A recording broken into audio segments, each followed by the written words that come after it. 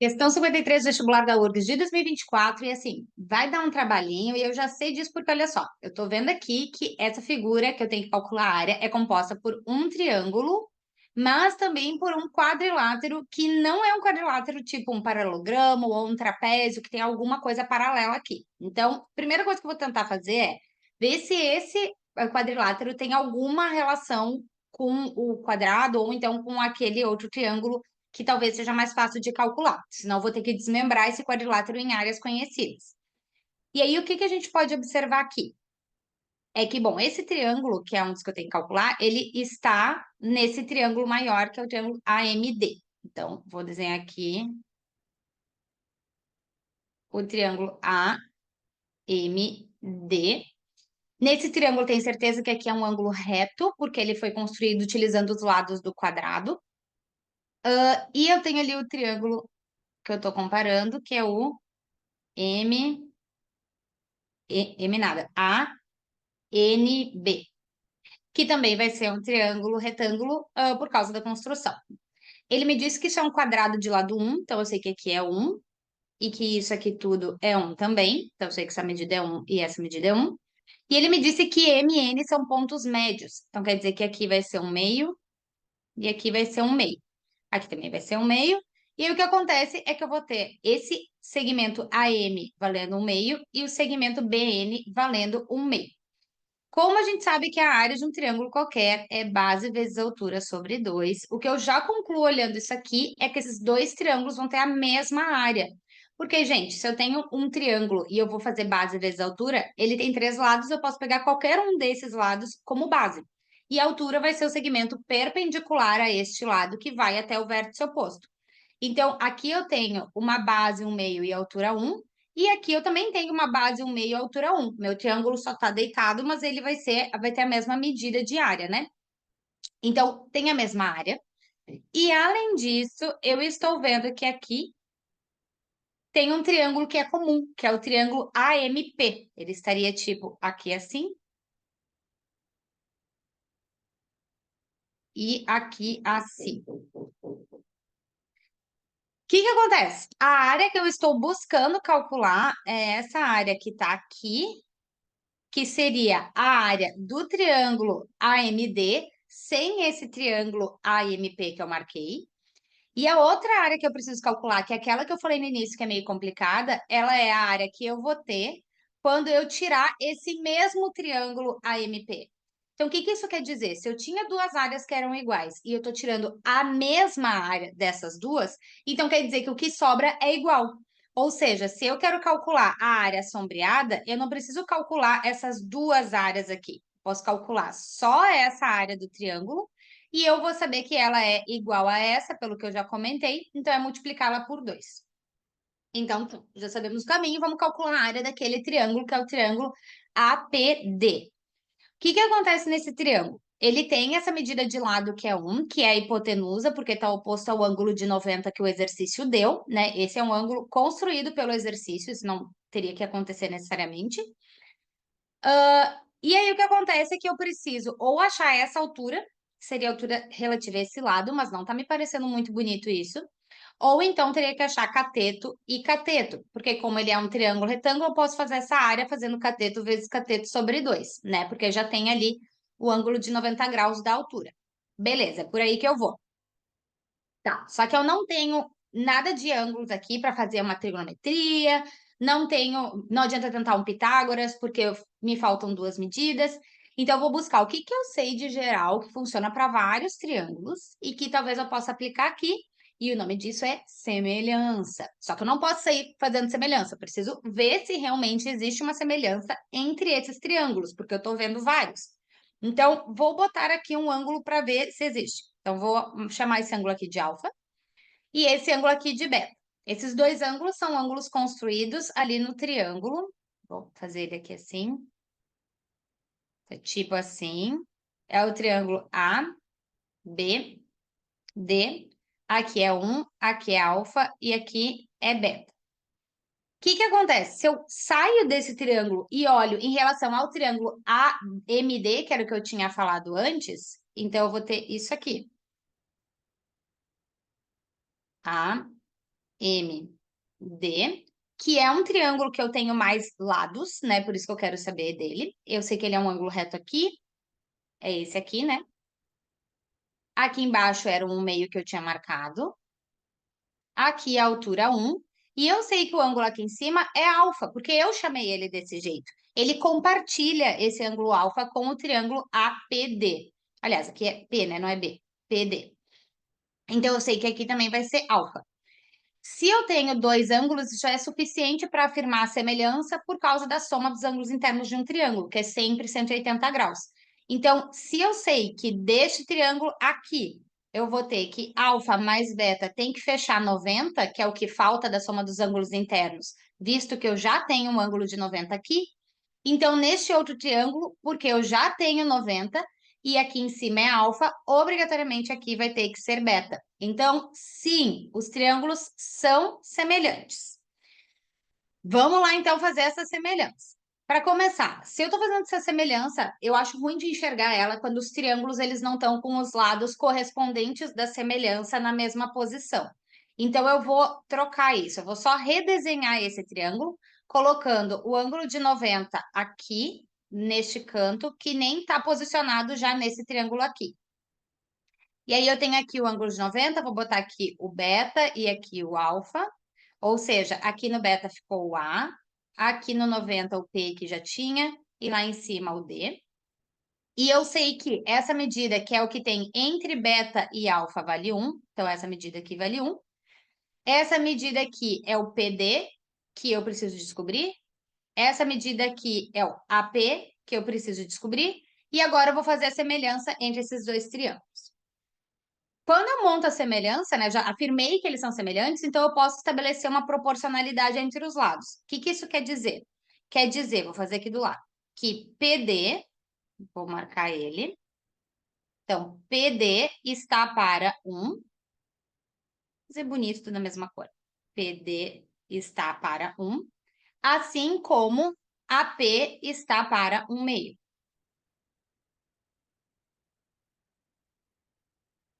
Horrível, não consegui. AP. Não consigo fazer isso aqui, não consigo resolver esse negócio porque são duas coisas que eu não sei. Tá, mas então, em vez de ir por aqui, o que que eu vou fazer? Vou pensar que PD está para 1, assim como 1 está para DM. Pode ser, mas igual, vou precisar do DM, então. Vamos lá tentar uma outra coisa. Se eu pegar o AP e vou cair na mesma coisa que o anterior. Então, isso já está me mostrando que faltam informações. Porém, eu consigo encontrar essa informação, porque eu sei como calcular o DM neste triângulo aqui. Este triângulo aqui é um triângulo retângulo, então eu posso fazer Pitágoras. Então, eu tenho que DM ao quadrado vai ser 1 ao quadrado, mais 1, olha eu já botando a resposta, 1/2 ao quadrado. Então, DM ao quadrado vai ser 1 mais 1/4. Então, DM, eita, ao quadrado vai ser, fazendo MMC, eu vou ficar com 4, 4 mais 1, da onde eu tiro que DM ao quadrado vai ser 5/4. Então, DM vai ser, como DM é uma medida de segmento, ele vai ser o tamanho, né? Então, ele vai ser a raiz positiva de 5/4. Então, DM vai ser raiz de 5 sobre raiz de 4, que é 2. Beleza, então agora eu consigo dizer que o PD está para 1, quer dizer que PD é igual 1 sobre DM, eu posso escrever essa fração como 1 sobre o DM que eu acabei de calcular, ou então pensar que 1 sobre DM é o inverso de DM. Então, se o DM é raiz de 5 sobre 2, o inverso dele vai ser 2 sobre raiz de 5. Normalmente, o que a gente faria era racionalizar isso aqui, tirar aquele raiz de 5 do denominador. Mas eu estou olhando ali nas alternativas que nenhuma delas tem raiz de 5. Então, é bem possível que eu vá acabar cortando esse raiz de 5 em algum momento, então nem vou me dar esse trabalho, tá? Vou deixar ele assim. Ótimo, cheguei no PD. Agora vamos chegar no AP, que é outra coisa que eu preciso. Então, eu sei que AP está para 1/2, assim como 1 está para DM, mesma que eu utilizei antes. 1 está para DM. Daqui eu chego, então, que o AP está para 1/2, assim como 1 sobre dm é o inverso de dm, que nem fiz na anterior. Então, vou ficar com 2 sobre raiz de 5. Então, AP vai ser 2 sobre raiz de 5. E aí, esse 1/2 passa multiplicando. Então, multiplica por 1/2. Aqui vai dar para simplificar e vou chegar que o AP vai ser 1 sobre raiz de 5. Posso, inclusive, pensar isso pela própria proporcionalidade, né? Que aqui eu tinha 1/2 e feio para o AP, então aqui 1, que é o dobro, vai ter que ser o dobro desse AP, que é o que a gente chegou. O P dele é o dobro do que o AP.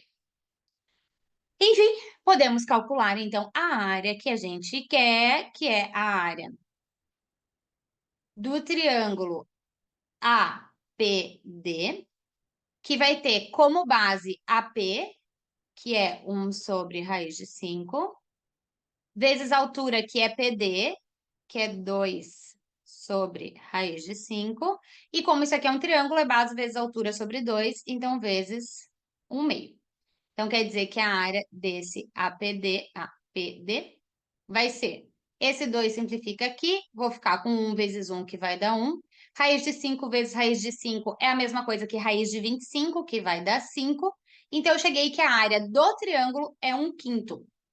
Se a área do triângulo é 1/5, então a área toda sombreada, então a área total, vai ser 2 vezes 1/5, que é 2/5, e acabou. Amém! Isso aí, chegamos lá na letra D, que é 2/5. Eu não consigo visualizar pela geometria plana uma outra forma de fazer que não envolva semelhança aqui, tá? Tem outras semelhanças possíveis, eu poderia utilizar com um triângulo pequenininho e fazer uma subtração de áreas, mas é tão trabalhosa quanto. Agora, eu pensei numa outra forma de resolver, que talvez seja menos pior, que também vai incluir eu pensar nessas áreas, só que de um outro jeito, que é pensar o seguinte: e se eu fosse fazer a área do triângulo ADM, vou ter que fazer o início igual, me dá conta que aquela área do triângulo APD é igual à área daquele quadrilátero, então isso não muda. Mas se eu for calcular essa área do triângulo ADM, fazendo uma subtração, tá, de áreas, ou então usando isso aqui como altura. Tem como eu fazer isso? Eu utilizaria isso aqui como base e aquilo ali como altura. Tem. Só que para eu poder fazer isso, eu preciso saber alguma coisa sobre esse ponto P aqui. E se eu quero saber alguma coisa sobre esse P, talvez a melhor coisa seja eu pensar isso pela geometria analítica. Então, seria colocar um plano cartesiano nesse troço. Segue o fio, tá? Acompanha. Vamos lá. Vou fazer de outra cor para enxergar melhor. Então, aqui seria... Estou botando por conveniência aqui o meu eixo Y, aqui o meu eixo X. E aí, o que acontece é, se eu sei que o lado do quadrado é 1, então esse ponto D, ele estaria aqui no ponto que vai estar no x0, y1. Aqui o B, ele ia estar no ponto 1, y0. O M, que vai estar aqui no 1/2. E aí eu quero descobrir onde que está esse cara. O que que acontece com esse ponto P? Esse ponto P, ele é a interseção desta reta aqui com esta reta aqui. E essas duas retas, que eu vou chamar de R e S, são retas que eu consigo calcular, eu consigo descobrir a equação delas. O que que eu sei da reta R? Então, eu sei que a reta R, ela está passando aqui no 1, então ela, na sua forma reduzida, vai ser y igual a ax mais b, só que o b representa exatamente onde ela corta o eixo y, então ela é y igual a ax mais 1. E para eu descobrir o coeficiente angular dela, eu posso fazer isso de mais de uma forma. Eu poderia utilizar a fórmula do coeficiente angular, que é delta y pelo delta x, ou então utilizar algum outro ponto. E eu sei que essa reta R, ela está passando por esse ponto aqui, que é o ponto que tem 1/2 no x e 0 no y. Então, quando eu substituo esse ponto aqui, quer dizer que eu tenho que ter 0 no y igual a vezes 1/2 no x mais 1. Como eu quero descobrir o A, vou passar esse 1 para o outro lado, vou ficar com menos 1, é igual a sobre 2. Posso passar o 2 multiplicando, então menos 2 é igual a A. Quer dizer, então, que a minha reta R, ela é uma reta do tipo y igual a menos 2x mais 1. O que faz sentido porque ela é decrescente, então ela poderia ter mesmo... poderia não, ela teria que ter esse coeficiente angular que é negativo. Vamos agora para essa reta R. A reta S, aliás. A S, eu vou pela mesma ideia, olhar ela na sua forma reduzida, a x mais b. Eu sei que ela está cortando aqui na origem do plano cartesiano, então quer dizer que o b é zero. E também sei sobre essa reta que ela está fazendo aqui duas coisas. Eu poderia pensar que o coeficiente angular dela ele vai ser o inverso do sinal trocado da outra, porque elas estão formando 90 graus. Isso é uma propriedade, né, que a gente vem de coeficiente angular. Ou também poderia fazer ela estar nesse ponto por usar por esse ponto aqui, que é o ponto que eu sei que vai ter o x valendo 1 e o y valendo 1/2, porque esse cara também era ponto médio, né? Então, também daria para ir por esse caminho aqui. Olha, como eu estou trabalhando já com o coeficiente angular, já tinha que esse coeficiente angular era menos 2, então, porque as retas são perpendiculares, então R e S são perpendiculares, eu posso dizer que o coeficiente angular da S, que é a que eu estou olhando agora, vai ser o inverso do anterior, então 1 sobre menos 2 e de sinal trocado, então ele vai ficar positivo. Isso quer dizer que a minha reta S, ela vai ser do tipo y igual a 1/2 vezes x. Ou então x sobre 2, né, que é a mesma coisa. Tudo isso para chegar nas duas equações de reta. E agora, então, já que eu quero encontrar aquele ponto P, que é o ponto de interseção das retas, eu posso fazer um sistema com essas duas equações. Y igual a menos 2x mais 1 e y igual a 1/2 de x. Como eu tenho o y isolado nas duas, porque eu usei a equação reduzida, eu vou substituir esse y na de cima. Então, eu vou ficar com 1/2 de x é igual a menos 2x mais 1. Da onde eu tiro que x é igual a menos 4x mais 2. Como eu quero x, eu passo para cá, vou ficar com x mais 4x é igual a 2. Então, 5x é igual a 2. Então, o x vai ter que ser 2/5. Como eu cheguei que o x vai ter que ser 2/5, então, deixa eu limpar aqui um pouco a minha figura. Quer dizer que esse ponto aqui, que é o ponto P, ele vai ter um x que é 2/5. Como o x é 2/5, então, substituindo esse valor de x em qualquer uma das equações, eu vou chegar que o y, por exemplo, aqui na segunda equação, que é 1/2 vezes x, quer dizer que o y vai ser 1/2 vezes 2/5, que vai simplificar, então y vai ser 1/5. O que isso quer dizer, então? Quer dizer que, finalmente, a área do meu triângulo A, nem consigo ver mais, é PD, vai ser a base, que era 1, vezes essa altura aqui, que é o tamanho desse troço, né? Essa é uma das formas de eu pensar. E esse troço justamente é o 2/5. Aqui nem precisei, na verdade, do y, seria só se eu fosse pelo outro caminho. Então, eu vou ficar aqui com 2/5, então 1 vezes 2/5, que é base vezes altura, vezes 1/2, porque é base vezes altura sobre 2, né? A área do triângulo. Vou simplificar, então, quer dizer que a área do triângulo APD é 1/5, e como a gente já tinha falado antes que esse triângulo e o quadrilátero têm a mesma área, então quer dizer que a minha área total vai ser 2 vezes 1/5, que é 2/5, e aí se acabou.